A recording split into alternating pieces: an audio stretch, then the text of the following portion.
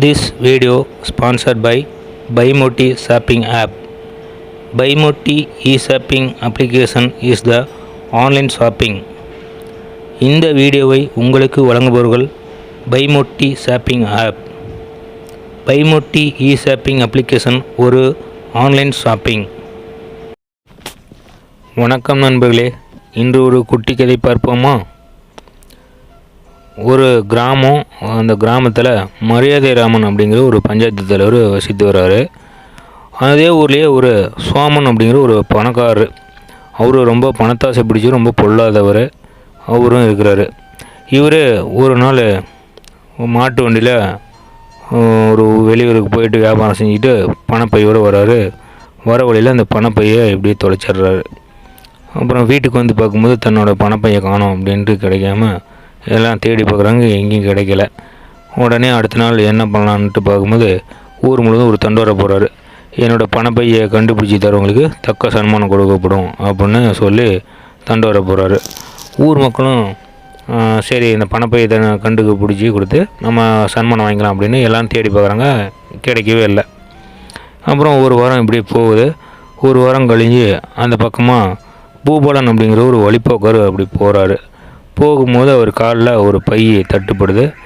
குனிஞ்சு எடுத்து பார்க்குறாரு. பார்த்தா அதுக்குள்ளார நிறைய பணம். அவர் இந்த பணப்பையை தொலைஞ்சிங்க ரொம்ப வருத்தப்படுவாங்களே, ரொம்ப வேதனை அடைவாங்க. இது யாருதும் தெரியலையே பாவம், இது உரியர்கிட்ட போய் இதை கொண்டு போய் சேர்த்தணும் அப்படின்னு நினச்சிட்டு ஊருக்குள்ளார போய் விசாரிக்கிறாரு. ஊருக்குள்ளார விசாரிக்கும் போது இந்த மாதிரி சோமனுங்கிறது இந்த மாதிரி ஒரு முடி பணத்தை தொலைச்சிட்டாரு, அவர் தான் இருக்கும் அப்படின்னு சொல்கிறாங்க. இவரும் சரி அவர் வீடை தேடி கண்டுபிடிச்சி அவர்கிட்ட போய் கொடுக்குறாரு. சோமனுக்கு பணப்பையை பார்த்தோன்னே ரொம்ப சந்தோஷம் தாங்க முடியல. இந்த சந்தோஷத்தில் ரொம்ப இது பண்ணுறாரு. அப்போ உடனே இப்போ இவருக்கு சன்மானம் கொடுக்கணுமே, கண்டுபிடிச்ச கொடுக்க. இப்போ அவருக்கு ஒரு கெட்ட எண்ணம் தோணுது. இவர் நம்ம பணத்தை கண்டுபிடிக்கிறதுக்கு இவருக்கு இதுக்கு நம்ம பணம் கொடுக்கணும், இவரை எப்படியாவது ஏமாற்றி துரத்தி விட்டுருணும் அப்படின்னு நினச்சிட்டு ஒரு திட்டம் போடுறாரு. என்னென்னா, இந்த பணப்பையில் நான் ஒரு வயர் மோதிரம் வச்சுருந்தேன், இப்போ அந்த வயர் மோதிரத்தை நீ தான் திருடிக்கிட்ட அப்படின்னு பூபாலன் மேலே ஒரு திருட்டு பள்ளியை போட்டு அவரை சன்மானம் கொடுக்காம ஏமாற்றலான்னு பார்க்குறாரு. ஆனால் பூபாலனும் இந்த திருட்டு பள்ளி ஏற்றுக்கிறதுக்கு தயாரில்லை. நான் அப்படிப்பட்டவன் இல்லை, எனக்கு இந்த மாதிரி பணம் கிடைக்கிது, எடுத்துக்கிட்டு நேரம் உங்கள்கிட்ட தான் வந்தேன், இதில் நான் வயர் மோதிரத்தில் பார்க்கல அப்படின்னு எவ்வளவோ முறையிடுறாரு. ஆனால் சோமன் விடாமடியாக கத்தி கூச்சிடுறாரு. சரி, உடனே ஊர் மக்கள் எல்லோரும் இவங்களை வாங்க நம்ம பஞ்சாயத்துக்கிட்டே போய் இந்த மரியாதை ராமன்கிட்டே போய் நம்ம ஒரு தீர்ப்பு கேட்கலாம் அப்படின்ட்டு எல்லோரும் போய் மரியாதை ராமனும் பார்க்குறாங்க.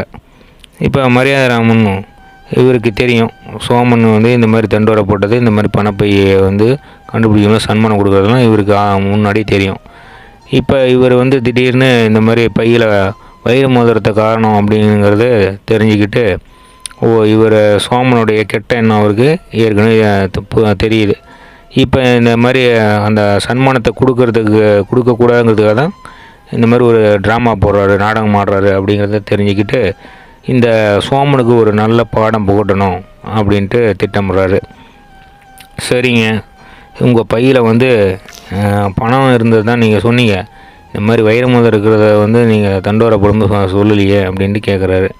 இல்லை, அப்போ மறந்துட்டேன், இப்போ என்னுடைய வைர மோதிரம் இவர் தான் எடுத்துக்கிட்டார் அப்படின்னோடனே சரிங்க, இப்போ இந்த பையில் வைர மோதிரம் இல்லை, ஆனால் இந்த பை நீங்கள் தொலைச்ச பையில் வைர மோதிரம் இருக்குங்கிறீங்க, அதனால் இந்த பை உங்களுதே கிடையாது, இது வேறு யாரோ தவறிவிட்ட பையே. நம்மளுடைய ஊர் வழக்கப்படி இந்த பையை தவறி விட்டங்க இது வரைக்கும் யாரும் நம்மக்கிட்ட புகார் கொடுக்கல, அதனால் புகார் கொடுக்காதனால இந்த கண்டுபிடிச்சவங்களுக்கே இந்த பை சொந்தம். சோமனுடைய அந்த வைரமாக இருக்கிற போய் யார் கண்டுபிடிச்சி தராங்களோ அவங்க கண்டுபிடிச்சி கொடுத்துட்டு அந்த சன்மானத்தை வாங்கிட்டோம். இப்போதைக்கு இவர் இந்த பூபாலனுக்கு தான் இந்த கண்டுபிடிச்ச பணம் அனைத்தும் அவருக்கு தான் சொந்தம் அப்படின்னு சொல்லி தீர்ப்பு வழங்கிறாரு. இந்த தீர்ப்பு கேட்டவொடனே சோமனுக்கு ஒரே அதிர்ச்சி. இந்த மாதிரி ஆசைப்பட்டு நம்மளுடைய பணத்தை நம்மளே இழக்கிறோமே அப்படின்னு அவனுக்கு பேர் அதிர்ச்சி. பூபாலனும் நேர்மையாக இருந்ததுனால அவருக்கு இந்த பணம் கிடைக்கிது. அவரும் அந்த பணத்தை வாங்கிட்டு போய் அவருடைய ஊரில் சொந்தமாக தொழில் தொடங்கி சந்தோஷமாக வாழ்ந்தார். இப்போ இந்த கதையிலேருந்து நம்ம என்ன தெரிஞ்சுக்கிறோம்னா, எப்போதுமே நேர்மையும் நியாயமாக நடந்து கொள்ளணும் அப்படிங்கிறது தான் இந்த கதையிலேருந்து நம்ம தெரிஞ்சிக்க வேண்டியது. நன்றி, வணக்கம்.